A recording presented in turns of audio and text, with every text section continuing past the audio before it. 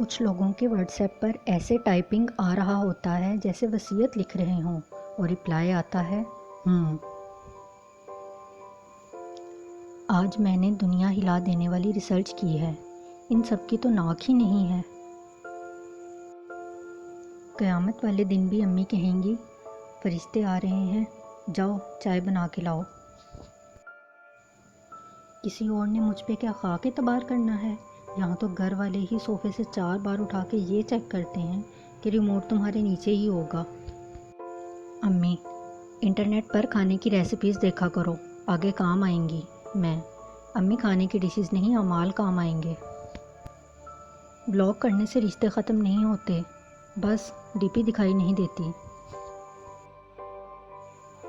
کچھ لوگوں کی عید کی سیلفیاں دیکھ کر خیال آ رہا ہے کہ اس سے اچھے تو رمضان کے پکوڑے ہی تھے۔